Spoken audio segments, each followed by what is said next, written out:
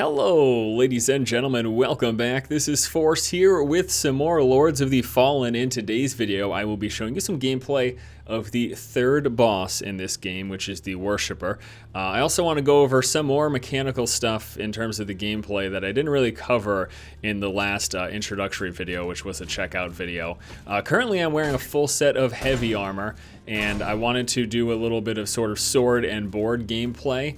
I will be doing the boss fight as more of an agile dodger, but I've got some really awesome heavy armor. I've got actually a full set of the purple tier heavy armor. It looks so baller, and yeah, so I just wanted to show you some of that.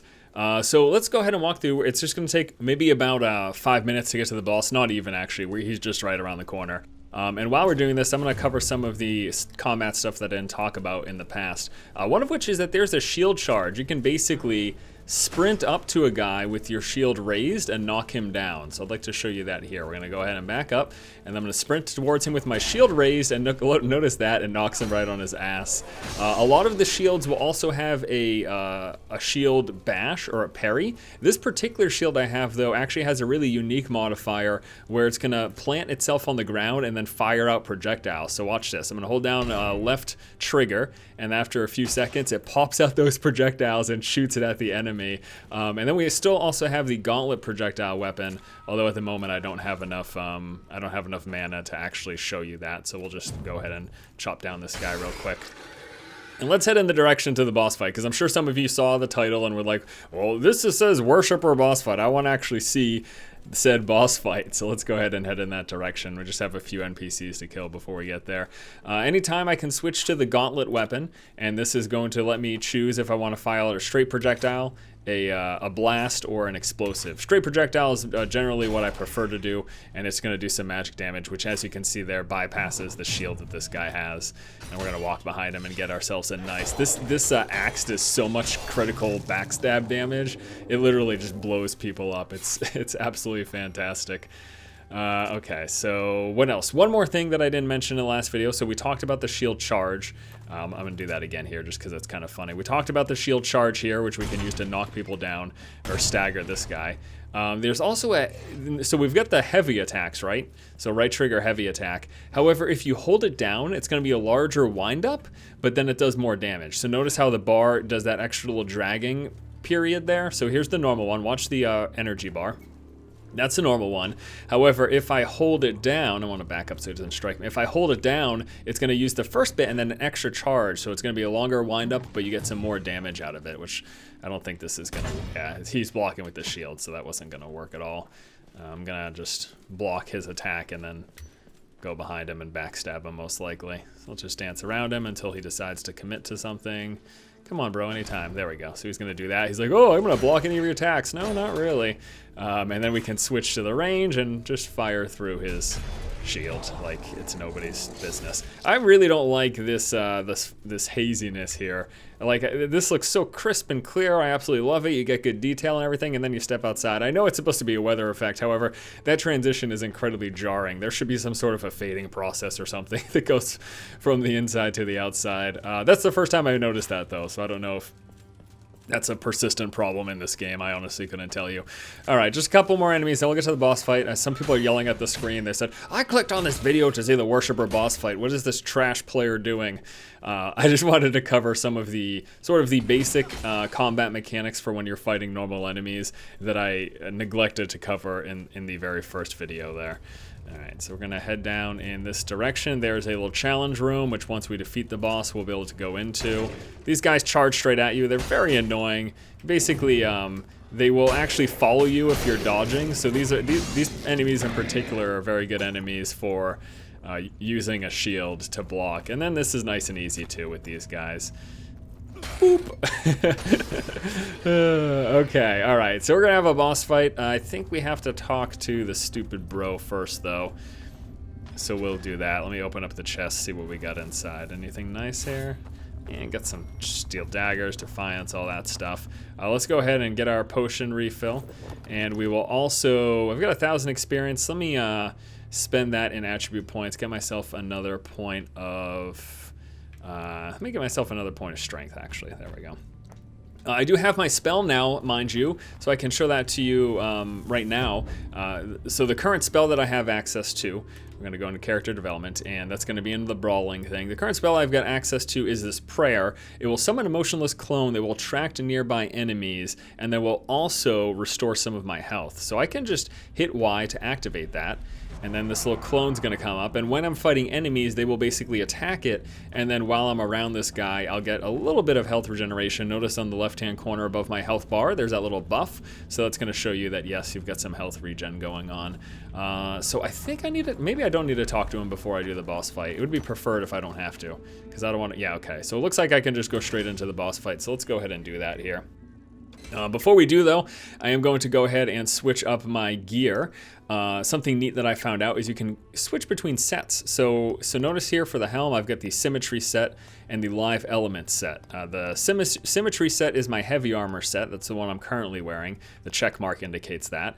The Live Element set, I can equip the full set just by hitting X, and that's going to fully switch everything. Now, I'm still a little bit overweight for the fast dodge, so we're going to go ahead and drop the shield here, and perfect. That puts me exactly where I want to be, and that's basically it. So let's go ahead and move into the boss fight.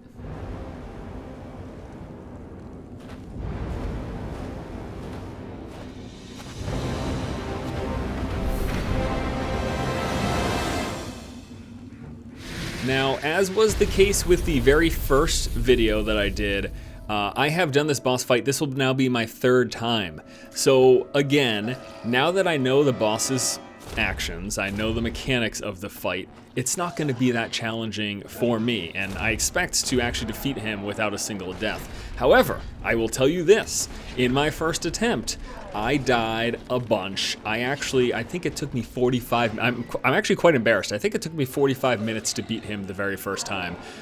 It was just very tough. There was a huge learning process. I will do a single death just to sort of show you what my process was like. So I want to show you basically what my first experience was with this guy.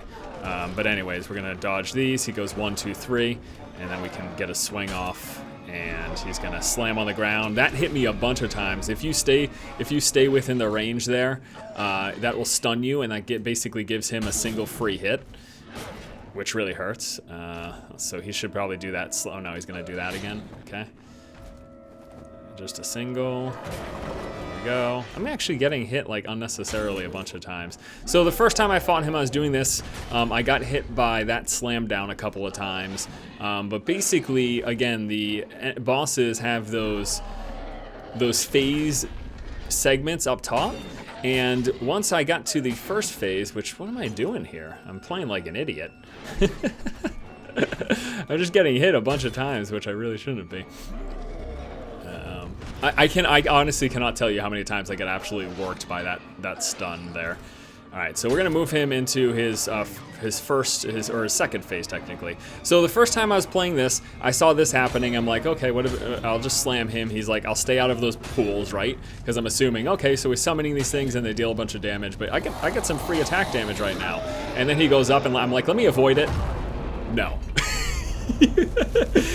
That happened to me about 2 or 3 times because I was trying to figure out, because the first time I just died. I didn't know what was happening. The second time I tried to do like a shield block or whatever, and then the third time I tried to just run away as far as possible, but again, that's obviously did not do the trick. So yeah, so the idea is what we're supposed to do is, you notice those sanctuaries all the way around the room. Well, you can actually run into those to safely avoid that big AoE damage, and that's exactly what we're going to do.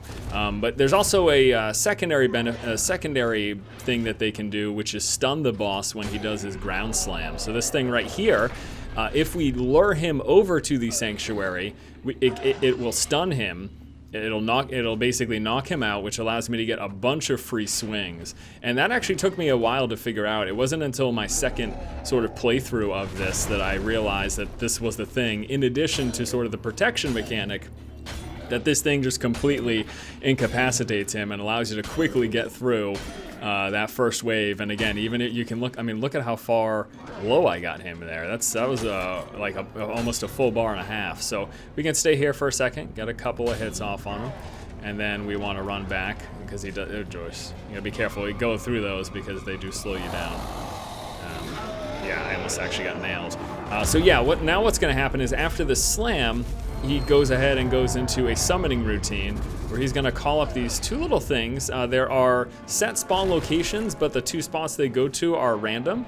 And what you need to do is you need to destroy them, or they will summon little minions, which will make your life a living hell while you're trying to fight this boss. So yeah, we're able to take care of that. And then we're going to dodge these things here. But as I mentioned earlier, my first attempt at this boss fight, it literally took me like 45 minutes. I was struggling to figure out all of the mechanics. It's much more interesting and dynamic than I would say the very first two boss fights, which is, you know, that's fair. I'm not gonna judge the game too harshly for not having, you know, these crazy initial boss mechanics as they're trying to teach people the game. The other good thing about this too is you get some nice extra damage. Look at that, we brought him all the way down to his final bar here. So we're gonna let him summon up these little portal things and do his little slam, and then we just have one more bar to go through, so we should have no problem with that. Do your slam, boom, boom, boom, kill everything in the room unless you're safe in the sanctuary. And then he's actually not doing his summon right now, he's doing his little spikers. So we'll just dodge those, and I'm gonna sit by him in case he doesn't do his summon immediately. Get some hits off. Oh yeah, he's going into his next phase because we had him below the bar. That's very cool, actually.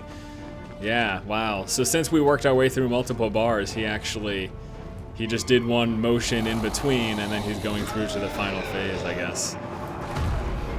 So I'm gonna charge him again, see if, yeah, he's not summoning yet. Well, this is fantastic for me. Wow, this is awesome. So we're gonna be able to get some hits off here. There's a slam. Unfortunately, this sanctuary is broken now, so. Oops. Oops, holy crap. Okay, let's see if he doesn't summon still. He is summoning. Let's get ahead and get one hit off. We could actually probably kill him before those dudes come. There we go. All right, so there you go. That is the third boss in this game, the Worshipper, and it was so cool. The first time I encountered it, I was struggling so hard against it.